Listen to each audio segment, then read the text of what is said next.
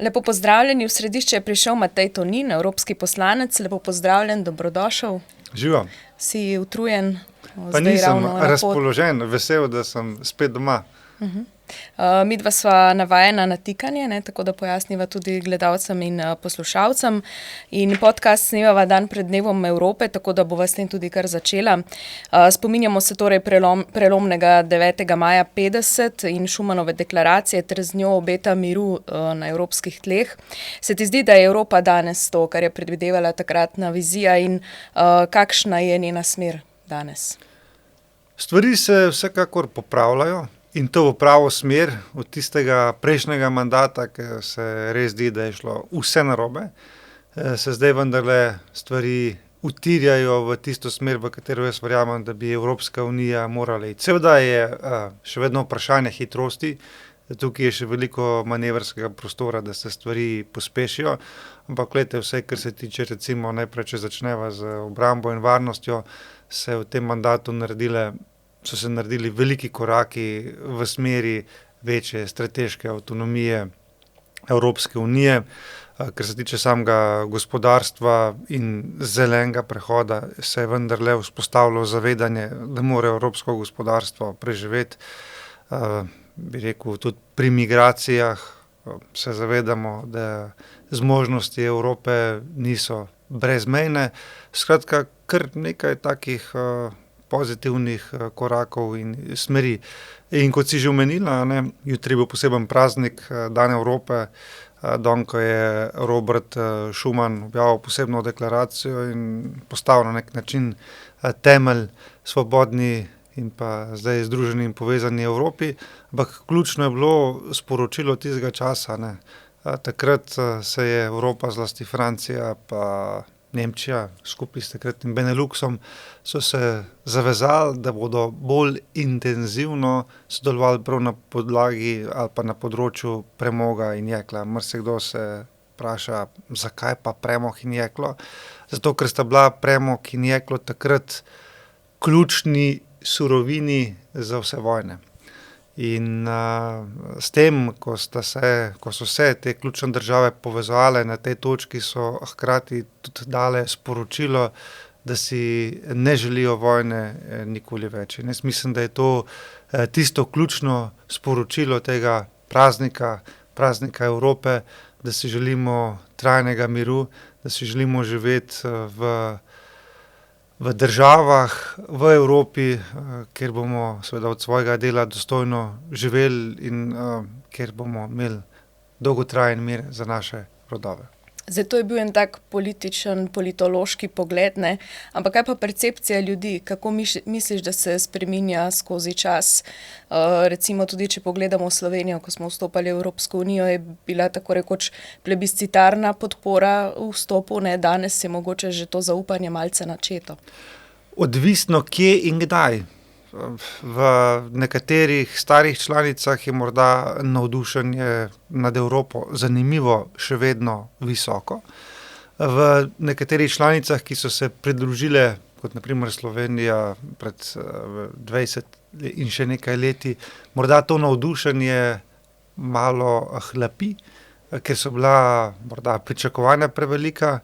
V državah, ki se danes pogajajo za vstop v Evropsko unijo, so ta pričakovanja izjemno velika in tudi odnos izjemno pozitiven do Evropske unije. Ampak kakorkoli potegnemo črto, jaz mislim, da se v državah, kjer je naklonjenost Evropske unije izjemna, kot tudi v državah, kjer je morda nekoliko več skepse prisotna, da se vsi skupaj zavedamo, da pa vendarle je pod črto za vse nas skupna Evropa pozitivna stvar in koristna za vse. Če ne drugo, kot si prej omenjal v izhodišču za mir, kar je zelo pomembno, da se vedno znova obuja, sploh v času silnih geopolitičnih napetosti. Poznamo, vemo, Ukrajina, Iran, Indo-Pacifik. V Evropskem parlamentu ste si med 20 evropskimi poslanci, ki ste predstavili iniciativo za tesnejšo obrambno unijo. Kaj je bistvo te iniciative in kako lahko torej Evropska unija stori več za svojo varnost? Bistvo te iniciative je, da si vsi želimo dolgoročnega, dolgotrajnega miru. zaradi naših otrok. In to lahko storimo samo, če bomo imeli kredibilne sile, ki bodo lahko zgradile kredibilno odvračanje in s tem seveda dolgotrajen mir. In ta pobuda, ki smo jo v teh dneh dali skupaj z različnimi poslanci iz 4 največjih proevropskih poslanskih skupin, govori o tem, da si želimo vzpostaviti Evropsko obrambno unijo, seveda s končnim ciljem skupne evropske vojske. Marsikomu se to zdi tak zelo imaginaren, zelo idealističen cilj, ampak ne pozabiti, ne, da je v začetku 50. let francoski premier predlagal takratno Evropsko obrambno skupnost oziroma Evropsko obrambno unijo. Zaradi posebnih okoliščin, bilo je to seveda 5 let po koncu druge svetovne vojne, praktično se je hladna vojna izjemno razplamtevala, Stalin je bil še vedno živ, grozila je zelo trda železna zaveza in seveda se je francoski premier zavedal, da skupaj smo močnejši in da bi z skupno močno evropsko vojsko, kjer bi bila vključena tako takrat Velika Francija, Nemčija in druge države, bili najbolj varni in najbolj prepričani, da lahko v Evropi zagotovimo mir. Zdaj, malo ljudi ve, da zaradi tesnega glasovanja v francoskem parlamentu se to ni zgodilo in smo imeli samo potem skupnost za premog in jeklo, neko vrste gospodarsko skupnost, na podlagi katerega je potem nastala današnja moderna Evropska unija, ampak ta projekt obrambne unije pa za last ni uspel. In danes smo v zelo podobnih okoliščinah, geopolitičnih okoliščinah, grožnja z vzhoda, nepredvidljiva in nejasna situacija in v tem visoko konkurenčnem, turbulentnem svetu nam postaja jasno, da lahko preživimo samo za skupno močno evropsko vojsko. Danes imamo 27 bonsai vojska. Zakaj bonsai? Se poznate, bonsai je tak lep drevešček, ki je lep, ampak drag za vzdrževanje, z njim si kaj veliko ne moreš pomagati in podobno je z 27 evropskimi vojskami. Ne. So lepe, majhne, ampak neučinkovite in tudi drage. In zato je seveda, mislim, da pobuda na mestu, da bi prišli do skupne močne evropske vojske. Recimo predstavljajte si, kakšna bi bila moč Američanov, če bi namesto ene močne vojske imeli 50 različnih, zelo fragmentiranih vojska, toliko kot imajo zveznih držav. Skratka, verjamem, da je to dolga pot, da to ni stvar, ki se bo zgodila od danes na jutri, da tukaj je potrebno še veliko Save in Drave, da bosta pretekli, da vendarle naredimo te miselne preskoke v naših glavah, a ne. Da je potrebna skupna vojska, kako bo funkcionirala, kdo je bo poveljeval, ampak neki nastavki po Evropi že nastajajo, ne. Na primer, Nemčija in Francija imata skupne kopenske enote, Benelux države imajo skupne mornariške enote. Skratka, v posameznih delih že nastajajo elementi skupne evropske vojske. In seveda zaradi vojaške tradicije, ki jo imajo posamezne države članice, je nekaterim to gre zelo težko iz jezika, ampak nihče ne pravi, da se morajo države članice odpovedati svojim nacionalnim vojskam. Govorimo zgolj o tem, da ne bi bilo pa koristno, da bi pa te države nasprotovale, da bi neka širša zgodba nastala, ki bi bila seveda v korist vseh, ker je jasno, da v tem svetu z Američani, Rusi in Kitajci, da v tej tekmi z razdeljenostjo na 27 različnih enot ne bomo mogli preživeti. Ampak če se o tem torej govori že 70, 75 let, bomo pravočasni potem, ko sploh glede na to, kaj se dogaja v svetu, ne, pa bi bila potrebna ena odvračalna sila? V teh stvareh se govori v zadnjih letih po napadu oziroma invaziji Rusije na Ukrajino. Predtem je zgodba zelo dolgo časa spala kot speča trnuljčica. po tej neuspeli zgodbi v začetku 50. let, ko je zadeva propadla v francoskem parlamentu, se je na nek način potem Evropa intenzivno naslonila na Američane, na NATO. Bili smo absolutno popolnoma odvisni od njih, in z padcem Berlinskega zidu in s koncem hladne vojne se je pač zdelo, da vojne na evropskih tleh ne bo več, da smo kot civilizacija dozoreli do te mere, da se ne bomo več med sabo vojskovali in klali, če sem zelo direkten. Ampak očitno smo se motili, ne. In zdaj smo prišli v okoliščine, ko imamo vojno na evropskih tleh, in ko imamo Američane, ki napovedujejo, da se bodo z letom 2027 umaknili z Evrope, ne. V tem trenutku imamo še vedno 100,000 ameriških vojakov na evropskih tleh. Amerika nam zagotavlja nekatere ključne zmogljivosti, kot so, ne vem, zaščita pred balističnimi raketami, ki lahko pridejo z Daljnega vzhoda do evropskih prestolnic.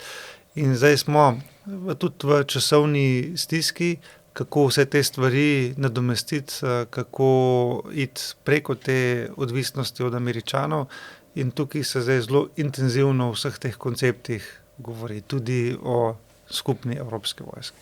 In ko pride do vprašanja vojn, seveda pride tudi do vprašanja energentov, strateška dobrina in seveda potem so tudi cene poskočijo, posebej za Evropo. Tudi Ursula von der Leyen je dejala, da je od začetka konflikta na Bližnjem vzhodu, da se je račun za uvoz fosilnih goriv povečal za 25 milijard evrov.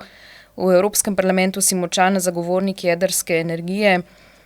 Je torej jedrska energija na evropskih tleh ta dolgoročna rešitev, ki bi nam zagotavljala neko, če rečem, samooskrbo in ustavila ali vsaj omilila ta nihanja, ki jih povzročajo svetovna trenja? Energija, takšna ali drugačna, je ključno gonilo gospodarstva. Zdaj, če ta je nepredvidljiva, če cene zelo rastejo, potem ima to seveda škodljive vplive na gospodarstvo in iz tega izhajajo številne težave.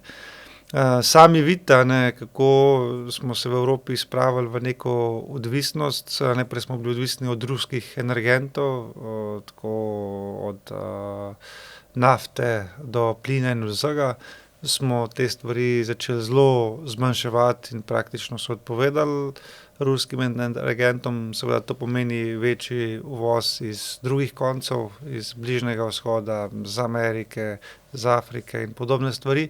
In vsakšen pretres se nas zelo močno dotakne. In zato jaz seveda mislim, ne, da je treba predvsem staviti na tiste energetske vire, kjer je Evropa lahko samozadostna, ker nismo odvisni od drugih akterjev, ker nismo odvisni od morebitnih potencialnih konfliktov ali nekih motenj na transportni poti energentov do Evrope. In tukaj, kot ste seveda sama omenila, je seveda jedrska energija po moje ključ, ker nam zagotavlja neko stabilno energijo v velikih količinah, zagotavlja stalnost v vseh mogočih vremenskih ali takšnih in drugačnih razmerah. Nenazadnje imamo tehnologijo, imamo znanje in imamo tudi dovolj osnovne surovine, da smo samozadostni. In jaz mislim, da seveda je to vir, ki je čist, ki ne povzroča CO2 izpustov in na katerega je potrebno staviti. In seveda v zadnjem obdobju se tudi na tej točki Evropski parlament, Evropska komisija bistveno spreminja, gre v pozitivno smer, v večjo podporo jedrski energiji. Seveda je pa jasno, da je ključna stvar nek miks jedrske energije in obnovljivih virov energije in da to je tista stvar, ki nam lahko da stabilnost in s katerimi lahko hkrati dosežemo tudi okoljske cilje. Drugače pa, kar se pa tiče fosilnih virov energije, je pa ena zanimiva stvar, ki sem jo izvedel prejšnji teden na enem tehničnem sestanku, ne, da ima Evropa sama dovolj fosilnih virov, ampak jih enostavno ne črpa, ne uporablja, zaradi okoljskih standardov, zaradi političnih odločitev. Na primer, izvedel sem, da je v Severnem morju, da so ogromne zaloge plina in nafte, da je ogromno zalog plina v Sredozemskem morju, celo v Jadranskem morju ne bi bile zaloge plina. Skratka, da je v Evropi na voljo precej fosilnih virov, ne, ampak da jih ne uporabljamo, da jih ne črpamo, ker je bilo za nas doslej ceneje, da smo jih uvažali ali iz Rusije ali pa iz Bližnjega vzhoda ali pa celo iz Afrike. Skratka, zdaj smo pa se znašli v okoliščinah, da se pač pojavljajo tudi vprašanja, ali bi bilo zdaj vredno uporabiti vse potencialne vire, ki jih imamo na razpolago v Evropi. Seveda moja ocena je, da vračanje ali pa intenzivno utemeljevanje naše energetske zgodbe na fosilnih gorivih ni rešitev, ne. Jaz vendarle mislim, ne, kot sem rekel, da kombinacija jedrske zgodbe in obnovljivih virov energije, da to je naš miks prihodnosti, ki nam lahko zagotovi neko strateško varnost. Sicer si pa prepoznaven tudi po zavzemanju proti preganjanju kristjanov po svetu. Minuli teden si bil tudi na avdienci pri papežu. Zelo si se zavzemal za odposlanca za svobodo veroizpovedi in nedavno je bila odposlanka tudi imenovana. To je pomemben mejnik, ne? Hkrati pa si v teh dneh tudi predlagal, da bi bilo prihodnje leto razglašeno za leto krščanske dediščine. Ne bi si predstavljala, da je treba v razvitih evropskih državah tako glasno opozarjati na svobodo veroizpovedi, posebej ne za krščansko vero, na kateri temelji cela evropska civilizacija. Vsaka skupnost, ki pozabi na svoje korenine, na dolgi rok propade. To je zgodovina civilizacije doslej vedno pokazala in mislim, da je čas, ne, da se Evropa zave in da se vrne k svojim koreninam. In da nam za te stvari ne sme biti ne nerodno, niti se jih ne smemo sramovati. Ja, zato sem predlagal, da imamo naslednje leto posebno praznično leto, kjer se spominjamo naših krščanskih korenin. Gre za simbolno sporočilo, da jih ne pozabljamo in da se zavedamo, da v sedanjih zelo turbulentnih, zelo nenavadnih okoliščinah so neko sidro, ki nam zagotavlja pravo in jasno smer. Vesel sem seveda tudi, da je bila imenovana posebna odposlanka za svobodo veroizpovedi, bivša komisarka iz Irske Marriott McGuinness. Zakaj je to pomembno? Zaradi tega, ker imamo zdaj neko institucijo, ki bo vsakodnevno delala za preganjane kristjane, ker bo za to plačana, da bo pritiskala na države, kjer se te stvari dogajajo, in tudi seveda na administracijo v Bruslju, da uporabi vsa orodja, ki jih ima na razpolago, zlasti razne proste trgovinski sporazumi in druga ekonomska orodja, da se vendarle začnejo spoštovati človekove pravice. Ja, in kot si omenila, mislim, posebno doživetje, avdienca pri papežu, marsikdo bo rekel, da sem malo nenavaden, ampak ja, ko mu daš roko, se te dotakne nek tak poseben občutek, jaz sem imel tak zelo top občutek, predvsem pa je bilo sporočilo papeža politikom jasno, da politika je nekaj plemenitega, je delo za skupno dobro in da imamo odgovornost, ne, da poskrbimo za skupnost in da je naša naloga, da seveda pri teh stvareh sledimo in naše politike tudi utemeljujemo na vrednotah, v katere verjamemo. Zdaj tečejo pogajanja za nov večletni finančni okvir Evropske unije. Po domače povedano, razporeja se denar za obdobje 2028 do 2034. Ti si v Evropskem parlamentu na glas opozarjal na interese Slovenije. Na neformalnem zasedanju na Cipru nismo imeli odhajajočega premierja, ki bi zastopal naše interese. Nastopil pa si tudi proti združevanju evropskih skladov. Zakaj to ni dobro in kaj si lahko od tega novega proračuna obeta Slovenija? Evropska unija finančno planira na nekoliko daljši rok, ne tako kot v državah članicah proračun, seveda za vsako posamezno leto, ampak sprejme se nek daljši finančni okvir 7 let. Ne. In sami poznamo te ključne, najbolj popularne evropske sklade, seveda sklad za skupno kmetijsko politiko, ker je ogromno denarja, potem v Sloveniji zelo slavni kohezijski sklad, iz katerega se je naredil marsikater most ali pa marsikatera cesta po Sloveniji. Zdaj so bili vsi ti skladi ločeni, so imeli cilje in seveda, če si te cilje izpolnjeval, potem si ta denar lahko črpal. Zdaj so se pa pojavili še nekatere nove prioritete v Evropi, recimo kot je obramba in varnost, ki v preteklosti ni bila tako izrazita, in pa konkurenčnost naša, skratka, da moramo biti gospodarsko konkurenčni našim tekmecem po svetu. Malha pa ni brezmejna. In zdaj je Evropska komisija recimo prišla s predlogom, ne, recimo, če zdaj zelo poenostavim, prej je bilo 100 enot v skladu za kmetijstvo, zdaj pa 100 enot v skladu za kohezijo, zdaj pa, da je komisija lahko del denarja dala še na obrambo in varnost in konkurenčnost, je rekla, ok, zdaj bomo pa naredili skupen sklad za kmetijstvo in kohezijo in bo v tem skladu 150 enot. In je rekla, ja, seveda, vi lahko date kmetijstvo tudi 150 enot, kar pomeni več kot prej, ampak potem kohezija ne bo dobila nič, ne. In seveda iz manj sredstvi se ne da narediti več. In moja poanta je bila, da ne smemo stvari pripeljati do tega, da bosta morala kmet in neka slovenska občina tekmovati za isti denar. Jaz mislim, da je to zelo narobe, da bo pripeljalo do konfliktov, ki bodo zelo škodljivi za družbo. Predvsem pa tudi z vidika samega črpanja za Slovenijo to ne bi bilo v redu. Mi imamo že zdaj v teh gabaritih pa v teh okoljih, ki so nam poznani pri teh skladih, težave, da intenzivno črpamo evropski denar. Če bi se pa te stvari popolnoma spremenile in predrugačile, bi bile pa slovenske težave pri črpanju še toliko večje. Skratka, tukaj se napoveduje nek konflikt med parlamentom in komisijo. Komisija, ki želi združevati te sklade, parlament, ki želi imeti ločene, pogajanja se bodo zdaj začela in seveda želim si in upam, da bo tukaj vizija in pa smer parlamenta obveljala. Je pa tako, ne, da če se odpre nek nov namen, da je treba nekaj denarja vseeno preusmeriti pa nekje drugje vzeti, ali se motim? Ja, tukaj je parlament prišel, mislim, da z odgovornim stališčem, če smo že rekli, ja, če imamo nove prioritete in nove namene, zakaj smo pripravljeni dati evropski denar, potem je prav, ne, da zagotovimo tudi dodatne vire.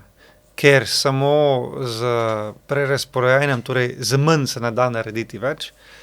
In države članice imajo številne javnofinančne težave in probleme, tudi Slovenija, zato je težko pričakovati, da bodo zelo navdušeni nad tem, da bi dajali še več v skupni evropski proračun. In tukaj je prišel Evropski parlament s predlogom, da Evropska unija sama dobi dodatne finančne vire. Izpostavljenih je bilo recimo več predlogov, eden izmed takih je, da te veliki digitalni giganti, ki so nam vsem poznani, a ne, Meta in podobni, ki ustvarjajo tukaj v Evropski uniji na naših plečih milijarde evrov prihodke, da del tega prihodka družbeno odgovorno pustijo tudi v evropskem proračunu. To je recimo eden izmed potencialnih virov, potem drugi vir, o katerih smo govorili, obdavčenje teh iger na srečo preko spleta, ki potekajo. Skratka, mislim, da je bilo odgovorno predstavljeno nekaj potencialnih virov, s katerim bi lahko dodatno napolnili evropski proračun in seveda s tem pomagali, da bi se vse povsod po državah članicah, tudi v Sloveniji, gradili novi projekti in nove investicije. Torej, zelo si vpet v evropsko sceno, se pa ob kombinatoriki nove vlade pri nas pojavlja tudi tvoje ime kot možno ime obrambnega ministra. No, in te špekulacije so dosegle tudi vodstvo politične skupine EPP. In kot slišim, je ob tem zavladalo nekaj nemira, ker želijo tako aktivnega in perspektivnega evropskega poslanca zadržati v Bruslju. To je veliko priznanje tvojemu delu. Boš razkril še kaj več? Andrej, hvala lepa za komplimente. Sem pa realist in se zavedam, da sem v Evropskem parlamentu zaradi volivcev Nove Slovenije. Na nek način odgovarjam njim in tudi stranki in kot sem povedal na zadnjem izvršilnem odboru, jaz sem stranki na razpolago. Če bo vodstvo stranke in pa izvršilni odbor ocenil, da sem koristen tukaj v Sloveniji in da me potrebujejo v vladi, seveda se bom z veseljem vrnil v Slovenijo in svoje delo nadaljeval tukaj. Če bo želja, da nadaljujem s svojim delom v Bruslju, bom to z veseljem delal naprej. Skratka, tukaj mislim, da sem se dolžen dati na razpolago stranki in kakršnakoli bo odločitev, takšno bom sprejel. Uspešno, kakorkoli se bo odvilo, ti želim. Hvala lepa. Prihodnji teden odhajaš v Strasbourg, ne? Ja. Potem pa že kmalu kaj počitnic. Ne, delo v Evropskem parlamentu, seveda, če ne bo kakšnih sprememb tukaj v Sloveniji, je kar tam do konca julija, tako da avgusta. Se pa veselim. Se še kaj vidiva tukaj? Ja, jaz upam, to je odvisno od tebe, ne. Jaz z veseljem pridem v tvojo družbo, pa da pokramljava o aktualnih evropskih zadevah. Vsekakor, hvala. Hvala tudi vam, da ste naju spremljali. Se vidimo kmalu.